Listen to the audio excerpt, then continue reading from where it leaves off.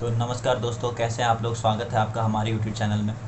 दोस्तों आज हम बात करने वाले हैं ईडब्ल्यूएस के क्रूशियल डेट के बाद अगर आपका सर्टिफिकेट बना हुआ है तो क्या वो एक्सेप्ट होगा या नहीं। तो सबसे पहले मैं बता दूं कि आज से 1 साल पहले आरटीए डाला गया था।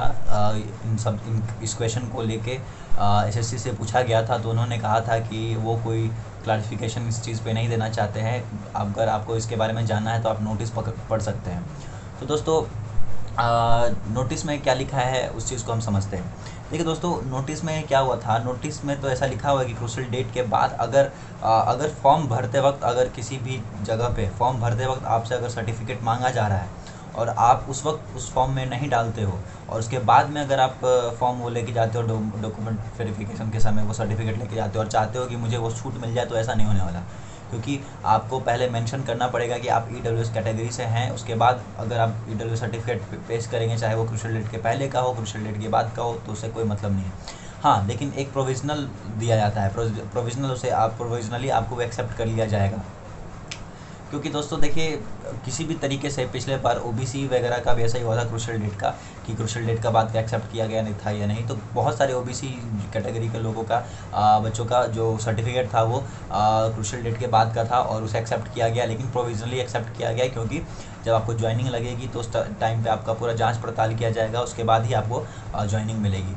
तो उस तरह से प्रोविजनली आपको एक्सेप्ट किया जाता है डॉक्यूमेंट वेरिफिकेशन के समय। तो ईडब्ल्यूएस को लेकर आपको कोई सोचने वाली बात नहीं है। क्रूशियल डेट के बाद का है भी तो कोई बात नहीं है। बस ये होना चाहिए कि आपने अपने फॉर्म भरते वक्त, जो एप्लीकेशन फॉर्म भरा था, उस वक्त आपने ईडब्ल्यूएस कैटेगरी चूज़ किया था। अगर आपने उस वक्त अनरिजर्व चूज़ कर लिया और फिर अभी ईडब्ल्यूएस बनवाया है तो उसका कोई फ़ायदा नहीं होने वाला है। तो उन सब चीज़ों को आप देख लें। ईडब्ल्यूएस अगर अभी भी किसी का नहीं बना है तो वो बनवा सकता है, अगर उसने ईडब्ल्यूएस के लिए, मतलब ईडब्ल्यूएस उन्होंने फॉर्म के भरते वक्त उन्होंने डाला था। तो दोस्तों देखिएगा, कुछ बात है मेडिकल के डेट से रिलेटेड। तो मैं ये संभावना कर सकता हूँ कि 15 अगस्त से पहले ही आपको डेट आ जाएगा और मेडिकल आपका 3 दिन का चलेगा। तो आप उसके लिए प्रिपेयर हो जाए, अपना आँख वगैरह, नाक वगैरह, कान वगैरह सब चेकअप करा ले। मेनली आपको 3 चीज़ तो पक्का चेकअप कराना है: आँख, कान और नाक। ये 3 चीज़ मैंने मेडिकल का वीडियो बना चुका है, आप देख सकते हैं कि कैसे चेक होता है, क्या प्रॉब्लम्स आती है इसमें, तो आप उसे देख सकते हैं। उसके अलावा आप देखोगे तो आपके जो प्राइवेट पार्ट्स है उसको भी आप दिखवा लेना, हाइड्रोसेल और पाइल्स वगैरह दिखवा लेना। बहुत इंपॉर्टेंट है वो चीज़ें। उन सब में आपको डायरेक्ट रिजेक्शन तो नहीं मिलेगा, रीमेडिकल मिलेगा, लेकिन उसमें अगर आप सर्जरी भी कराओगे तो रीमेडिकल के समय बहुत कम ही चांस है कि आपको मिले। दोस्तों बहुत सारे लोगों ने हमसे पूछा है कि सर कुछ पैसा लेके या फिर कुछ ऐसा करके मेडिकल क्लियर हो जाएगा। तो दोस्तों ऐसा नहीं है कि मेडिकल आपका क्लियर हो जाएगा। देखिए बहुत बड़ा ये एक स्कैम है, उसमें आप मत फंसना। क्योंकि होता यूँ है कि हमें पता नहीं होता कि हमें रिजेक्शन मिलेगा या फिर मुझे एक्सेप्ट कर लिया जाएगा। तो बहुत सारे बच्चों को, ये बहुत सारे वहाँ के जो लोग होते हैं, जो फ्रॉड लोग होते हैं, वो क्या करते हैं, उसे बोलते हैं कि आपका सिलेक्शन नहीं होगा, मैं सिलेक्शन करा दूंगा, आप मुझे बस इतना पैसा दे दो। अब होता क्या है कि उसमें से 15-20 बच्चे पैसा देते हैं, 5 का तो हो जाता है सिलेक्शन। तो चलिए, उनका तो वो तो उनका सिलेक्शन उनके मेरिट पे होता है, मतलब उनका सिलेक्शन वो फिट रहते हैं तब होता है, ऐसा कोई स्कैम वगैरह नहीं होता है। और वो फिट रहते हैं इसलिए उनका होता है। लेकिन बहुत सारे बच्चों का नहीं हो पाता तो उसे वो पैसा लौटा देते हैं।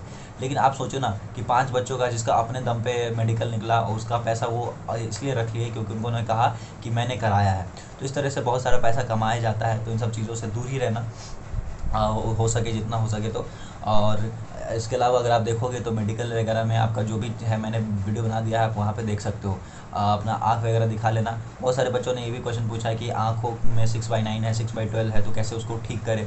तो दोस्तों कुछ एक्सरसाइज है वो आप कर सकते हो। सबसे पहले क्या कि आप 5 मिनट अपने आँखों को बंद करके ऐसे अंधेरा में आप उसको थोड़ा सा मतलब अंधेरा, मतलब पूरा आँख को बंद कर लो और उसको 5 मिनट तक बंद करके रखना और ध्यान लगाना उसमें भी। अगर आपको जो डार्कनेस दिख रहा होगा उस डार्कनेस में आप उसमें ध्यान देना। उससे क्या होता है कि हमारे आँखों के अंदर जो फोटो रिसेप्टर सेल होते हैं वो बढ़ जाते हैं, ठीक है। तो वो आप ज़रूर आँखों को बंद करके डार्कनेस में थोड़ी देर के लिए ध्यान लगाना, तो वो उससे आपका ठीक हो जाएगा। उसके अलावा और भी बस यही एक्सरसाइज में और भी एक्सरसाइज कर सकते हैं हम लोग। सब पहला एक्सरसाइज कि आपको एकदम राइट देखना है कुछ सेकंड के लिए, फिर एकदम ऐसे, फिर ऐसे ऐसे ऐसे, ये आपको करते रहना है। फिर उसी तरह से आप ऊपर नीचे ऊपर नीचे ऐसे करके करते रहोगे तो आपका आइज़ जो होगा उसमें ब्लड फ्लो बढ़ जाएगा। और भी बहुत सी एक्सरसाइज है कि आप अगर आपको मान लीजिए कि आपको दूर का नहीं दिखता है तो आप क्या कर सकते हो कि आप ऐसे एक पेन ले सकते हो। पेन के टिप पे आपको यहाँ से 30 सेंटीमीटर या 40 सेंटीमीटर का दूरी होना चाहिए।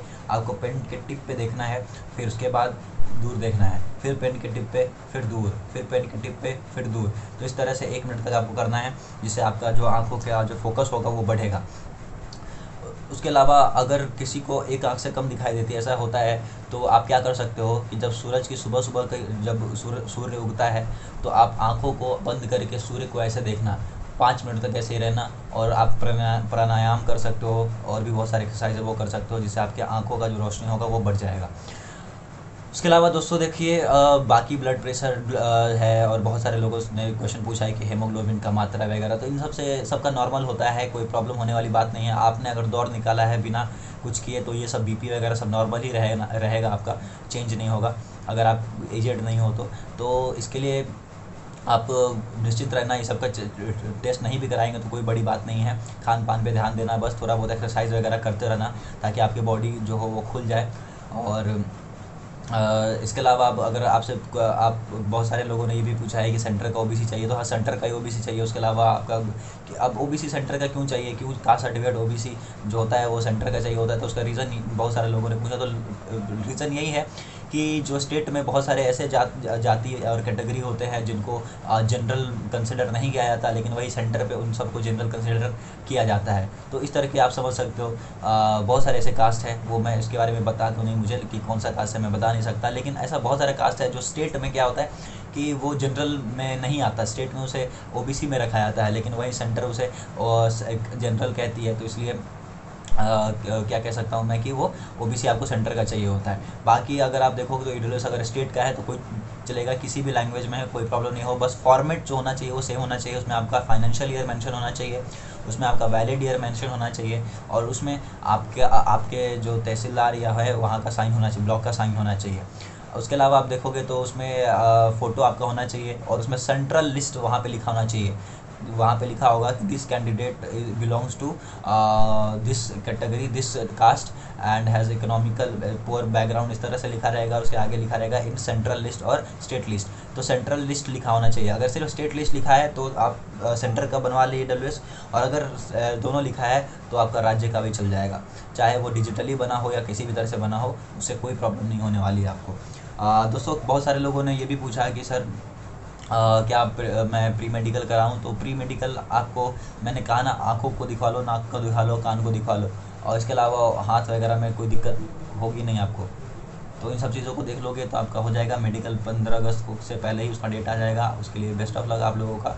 कट ऑफ पे मैंने वीडियो अभी तक नहीं बनाया है, क्योंकि कट ऑफ अभी मैं बता नहीं सकता। वैसे मैं बता देता हूँ 5-6 नंबर, बहुत सारे यूट्यूब चैनल ने आपको कहा कि 5-6 नंबर बढ़ेगा, तो वो अपने अनुसार कह रहे हैं, किसी को अभी तक मालूम है नहीं कि कितना बढ़ेगा, लेकिन मुझे भी लगता है कि 5-6 नंबर इस बार बढ़ने वाले हैं। बढ़ने का मतलब है 6-7 नंबर तो पक्का बढ़ेगा। मतलब आपका 6-7 नंबर से अगर ऊपर है आपका तो आप सेफ़ हो बिल्कुल। जनरल की बात कर रहा हूँ मैं, जनरल कैटेगरी, जनरल स्टेट की बात कर रहा हूँ। जनरल अगर डिस्ट्रिक्ट है आपका उसका बात कर रहा हूँ। वहीं पर अगर नक्सल और डिस्ट्रिक्ट है तो वहाँ पे 10 नंबर से ऊपर जिसका है वो अपने आप को सेफ मान सकते हैं, क्योंकि 10 नंबर वहाँ पे ज़रूर बढ़ता ही बढ़ता है, 10-11 नंबर बढ़ता है। तो इस तरीके से आप अपने आप को सेफ फील कर सकते हो। बाकी सभी तैयारियाँ अभी करते रहो, जीडी का अगला भी है उस पर फोकस करते रहो। और यार कहीं भी कोई भी पोस्ट मिले आप ले लेना ज़रूर, क्योंकि अभी इतना महंगाई और इतना ये है कि मतलब हम लोग जो जीडी में जाते हैं उनके लिए बहुत बड़ी बात है। बहुत सारे मैंने तो देखा है कि बहुत सारे सीजीएल के स्टूडेंट जो है वो जीडी के एग्ज़ाम को क्रैक करके उनके लिए प्रिपरेशन कर रहे हैं, मेडिकल के लिए वो प्रिपरेशन कर रहे हैं। तो आप सोच सकते हो कि आपको कितना गोल्डन चांस मिल रहा है, छोड़ना मत। उसके बाद में देखा जाएगा जो होगा, लेकिन अभी आप कहीं से भी नौकरी ले लो, क्योंकि बहुत मुश्किल समय आने वाला है।